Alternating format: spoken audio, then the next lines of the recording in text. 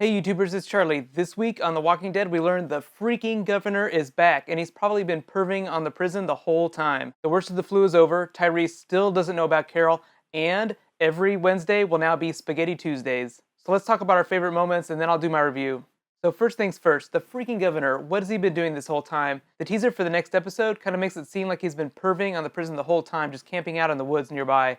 Maybe he's even the one that was putting all the rats in the fence. He's been gone for several episodes, but I got some behind the scenes info that explains why he hasn't been on till now. I'll talk about that right after my review. Number 2, the flu is almost over. The episode kind of implied that the flu is over, but I think that people will still be recovering in the next episode, and they'll be recovering emotionally. A lot of this episode was about not losing hope. Rick and Herschel were talking about how things will never be the same again, and obviously people are going to start breaking down just because of all the constant threats. How crazy was it when Herschel saw that Glenn was starting to lose it and turned and the camera just pointed right at that walker with the bag on his face, and you just thought, oh, I know exactly what's going to happen. Do you think you would have had the courage to fight the walker for that airbag to save Glenn? Of course we all would. Glenn is one of our favorite characters. Next up, Carl is totally turning into a badass. You even saw Rick kind of smile at him while they were stabbing walkers in the face. I think he's still trying to see him as his little kid, but Carl is really starting to turn into more of a fighter now. I'm really hoping that Carl fighter storyline will actually dovetail with the governor storyline. Wouldn't it be awesome to see Carl take out the governor?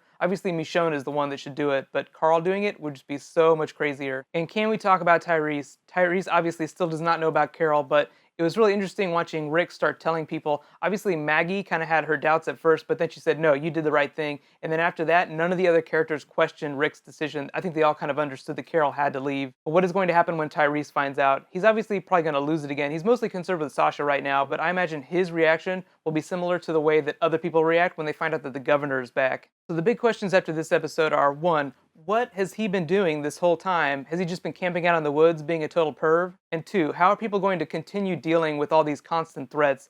Obviously we have the flu, now we have the governor, and there's the constant threat of the walkers, so people are starting to break down emotionally. The next episode is called Too Far Gone and kind of deals with that theme. Be sure to subscribe to get my video. I'll post it right after the episode airs. But what did I think of the episode? Overall, I give it a solid B+.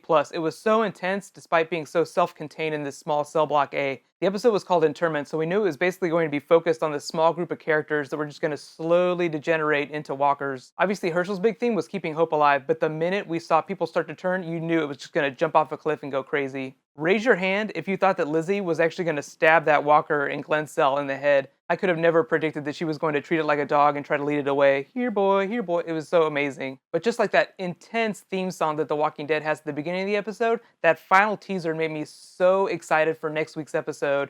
I mean, it's just like the governor was going to turn around and wink at us. Don't you just see Michonne now just sharpening her sword in her cell, almost like she has governor radar. Now be sure to let me know what your favorite moments were in the comments below, and let me know, what do you think the governor has been doing this whole time outside of the prison? The teaser for the next episode kind of implies that he's been in the woods the whole time, but we still have no idea what he's going to be doing, although there were a lot of explosions behind him in the teaser for next episode, so clearly he's going to be blowing a ton of shit up. For those of you wondering why we haven't seen the governor till now, Scott Gimple said they basically just got sick of using the character. Season 3 was all about the governor, and they didn't want to just keep using him and make Season 4 seem like Season 3 Part 2. And something else you can get really excited for, Andrew Lincoln said that Rick is going to develop a new way to kill walkers this season. He didn't say what it is, but I'm imagining it has something to do with like a cattle chute. If you've ever seen a slaughterhouse, they basically funnel cattle through this really narrow opening so they can kill them one at a time.